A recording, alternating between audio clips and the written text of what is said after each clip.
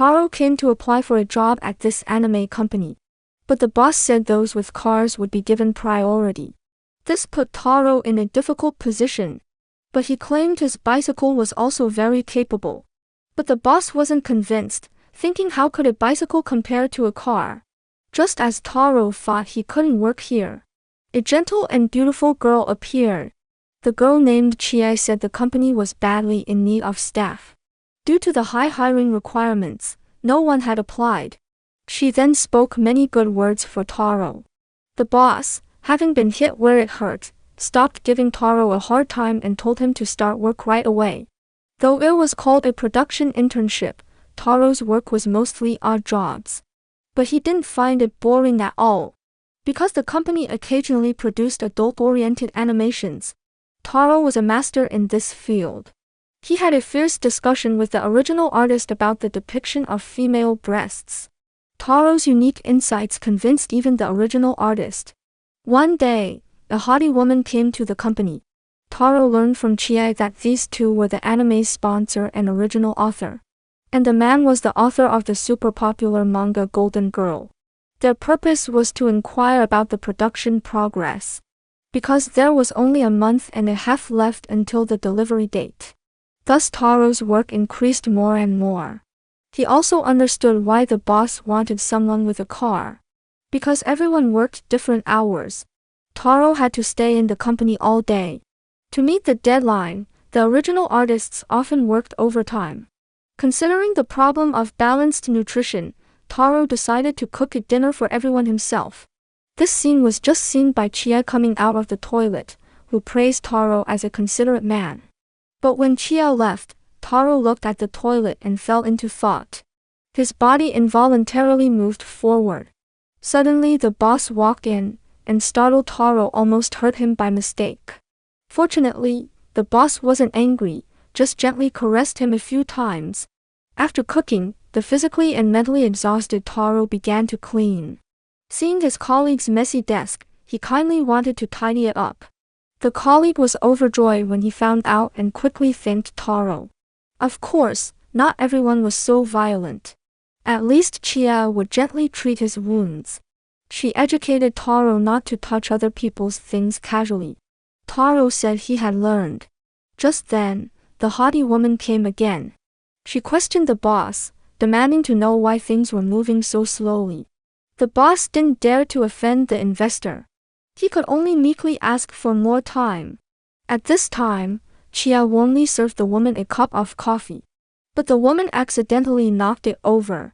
Fortunately, Taro was quick-eyed and controlled the situation in time. Although the woman enjoyed it, she still left a harsh word when she left. She said that if they failed to deliver as stipulated, she would destroy the company. Due to the investors' dominance and unreasonable demands, Taro's company fell into a predicament. According to the original progress, it was definitely impossible to deliver on time. So the boss decided to reassign work for everyone when the supervisor came. But at this time, Taro received a phone call. Boss, the director's been hit by a car and is in the hospital. The supervisor's accident made the company depressed, and everyone thought it was too late. Taro cheered everyone on. But there were too many problems, and some things couldn't be solved just by cheering. The complaints of the crowd made Taro at a loss. But he suddenly heard someone say that the production company could speed up the anime's progress. This sentence awakened Taro, and he hurriedly looked for his notes. Then he made a phone call, and the other end of the phone made a surprised sound. After hearing Taro's difficulties, the beautiful boss agreed without hesitation. Taro proved the strength of interpersonal relationships with his strength. After learning that there were difficulties in movements, he immediately called the beautiful director. Seeing that Taro hadn't given up, Chie felt her own fighting spirit reignite. Then it spread to the whole company, and everyone was full of energy. After learning of Taro's difficulties, Keiko also brought udon noodles to reward everyone. Keiko's encouraging words made everyone feel like a spring breeze, and they had the energy to work. But new difficulties arose again. Seeing that the delivery date was approaching, but the final delivery time was too late. The boss handed over the last hope to Taro. But Taro was not Huang at all, because Reiko had been waiting downstairs early. Finally, the broadcast day arrived, but everyone watching had a solemn expression.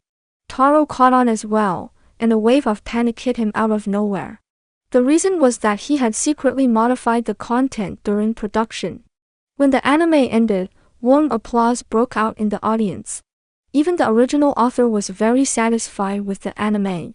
Suddenly a loud shout came from outside the door, saying that Taro was missing. Even the bicycle and luggage were gone. The confused boss asked Chie if she wanted to go together. Chie said she wouldn't go because she still had work to do. But Chie, who returned to the company, secretly shed tears. But at this time, Taro had embarked on a new journey. But behind him, there were many beautiful women chasing his figure. At only 25 years old, Taro was a dropout from the Faculty of Law at the University of Tokyo. But he completed all credits in advance and took the initiative to drop out. After that, he rode his bicycle to various workplaces, flirting with various beautiful women. He became a man who had loved deeply but left no trace.